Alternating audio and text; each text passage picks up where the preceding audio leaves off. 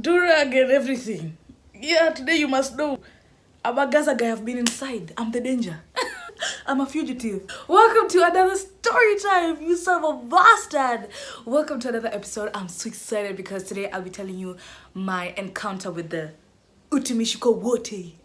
The day I was in chains. If you haven't subscribed, please do that right now because you're notified every time I post. And if this is your time back, receive your kisses, you bastard. I love you. Without further ado, let's get right into this video.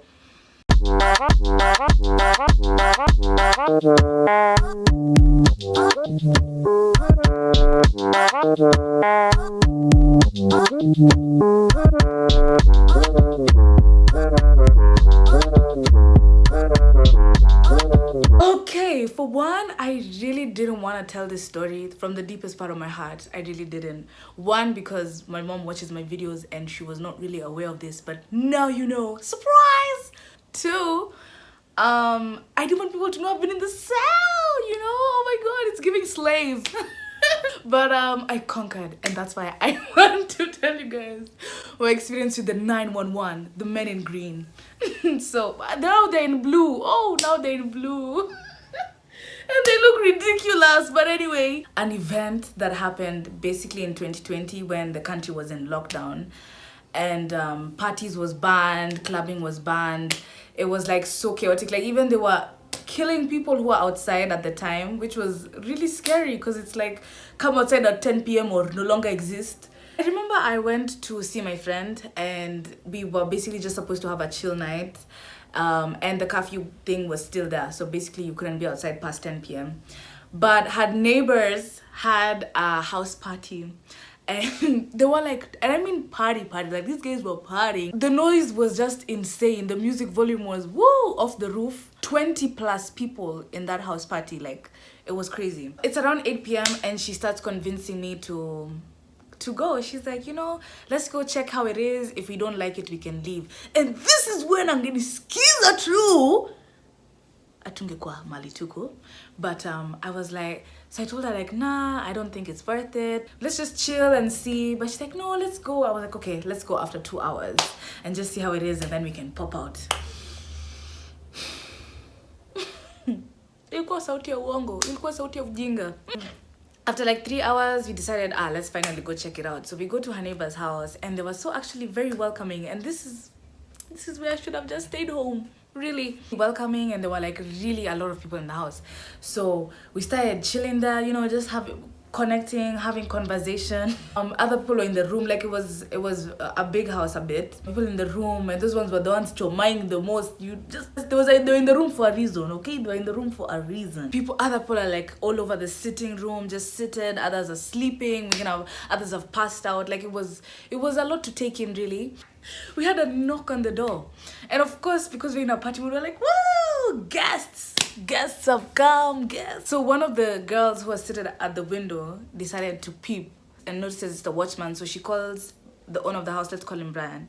She's like, Brian, your watchman is here. So he goes to the door, and the watchman's like, reduce the volume, it's so high, people are complaining, and you don't want to be called for police. And he's like, okay, no problem. Like, we'll lower it down. As we're chilling there, my friend's like, yo, let's go back to the house. I'm like, okay, so I'm just 1 more hour and then we can go. Then we had decided 1 more hour and then we go.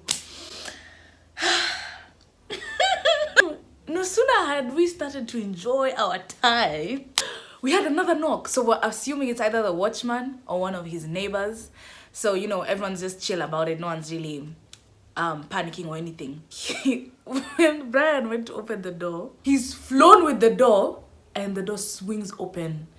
I look to my right. It is in fact Utumishiko Wote have arrived. The popo have come. They've arrived. Imagine they're here.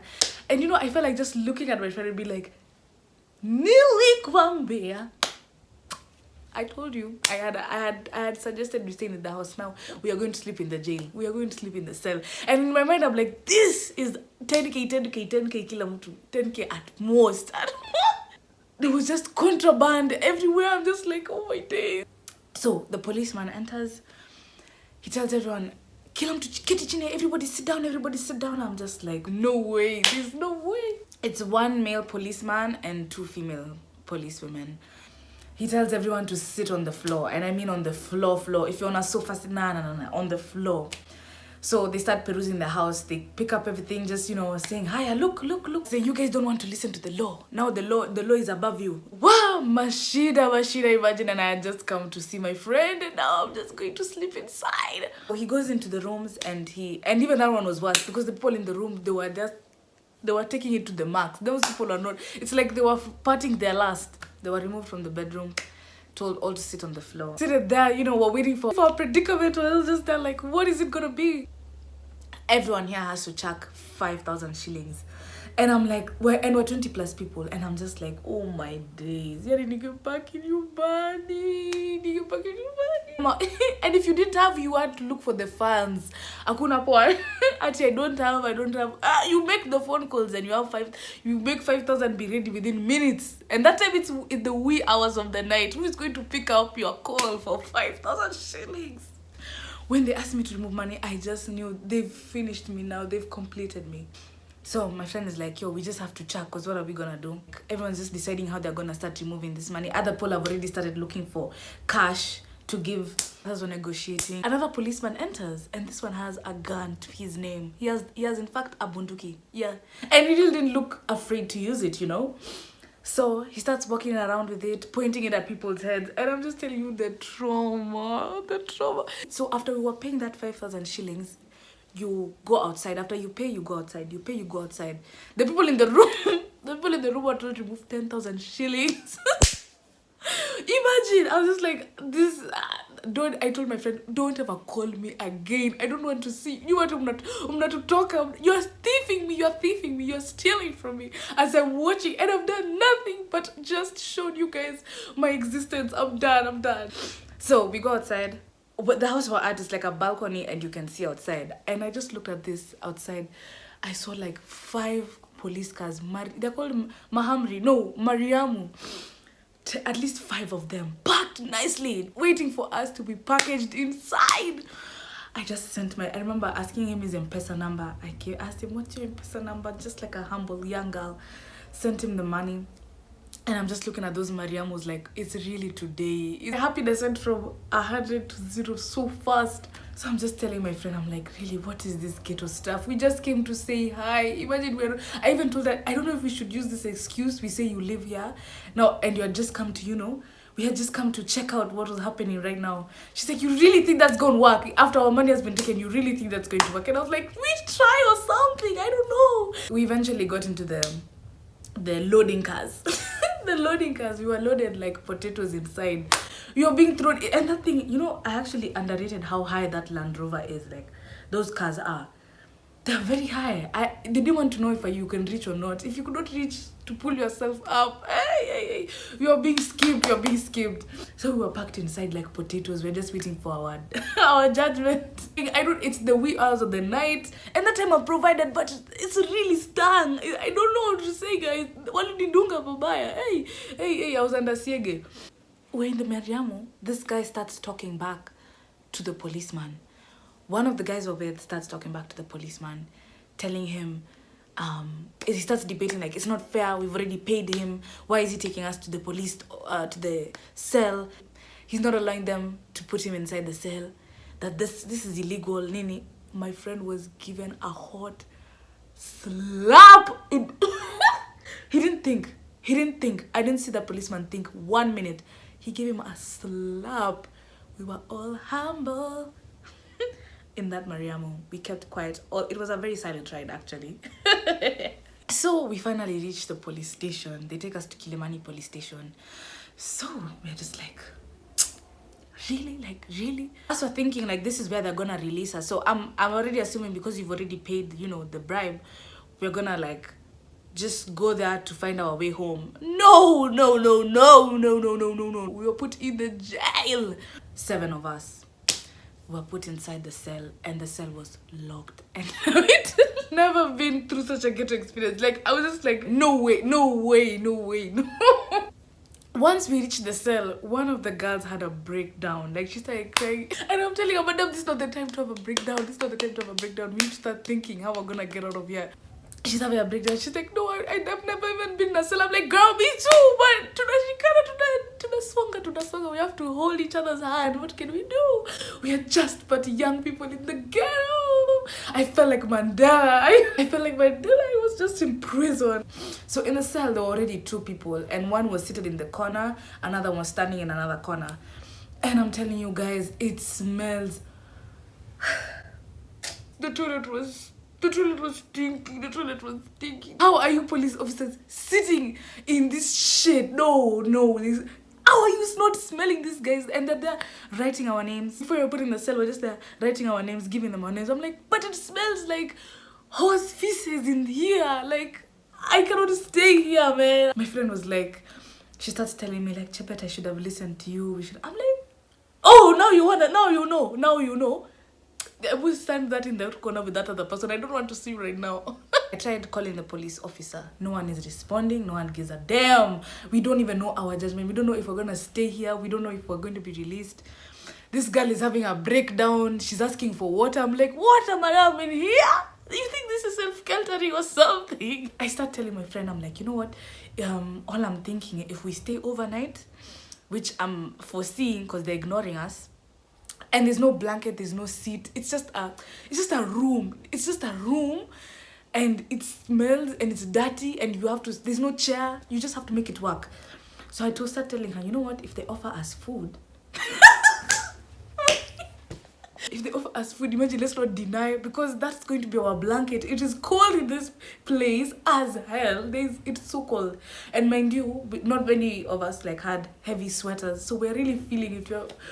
We're shivering me timbers in there. So that in case they offer us food, I'm just thinking we take it. Even if it's ugali and water, we just take it so that we don't feel like cold throughout the night. Because at this point, our shoes are going to be our pillow. The officer comes back. He fills in the rest of our details. Like, someone gave out a belt. We had given out our phones. We had nothing. We couldn't even communicate with anyone. We just had to wait. We stood for almost 15 minutes and we were like, no, we've got to sit down. We have to do something. So we decided to sit in the corner, and we just had we sat like this, and we just we just waited. We have glam and everything. The girl in the cell already is asking us why we're here. No one is responding. The breakdown girl has gone through it. We're just there trying to keep each other warm. And after like 2 hours max, which was such a long time, like, time in a cell does not move. It really don't move. Like, it's just standstill. It's there. You're just there to experience. After like 2 hours, the policeman comes back and he's like, come on, if you want to leave tonight, all you have to do, add 2 more thousand, you leave tonight. If not, you stay here until you're able to accumulate the 2,000 to leave.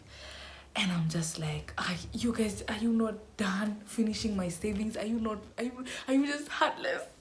And at this point, I went to the corner. I didn't even want to continue negotiating. I left my friend talking.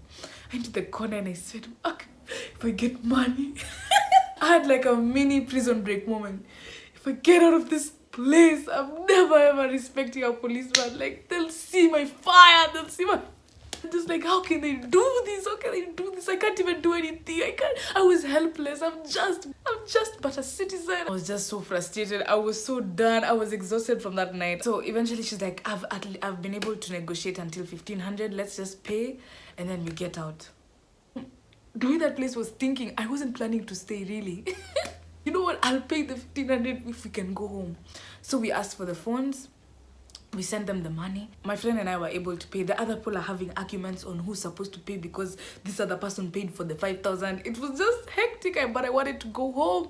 The smell was I had already started to not feel the smell anymore. And you know what that means? Oh, you know what that means? It's beginning to be attached to you and I can't. We had 1 shoe each. We were left with 1 shoe each. So we went for our shoes. We sat outside and I'm like, bro, let's go home. Like, let's go home. Call an Uber, we need to go. Last time I said I'm ever encountering child, the last. It was ew. I can't even, it was just the worst experience. I did not aspire it and I do not want to encounter it again. I slept there for 3 hours, if not 3 hours. We had spent 5 hours. I slept for 3 hours on the floor. My butt was hurting. I'm feeling cold. It smells mad, my friend. And I said, I'm always going to be on the good side. So if you ask me to go to the justice in this country for you, I'm sorry. I'm sorry you're asking for a lot. Thank you guys so much for watching this video. Let me know if you want to see more story times, and have you ever been to Jella, and how have you ever been in a cell, and how was it?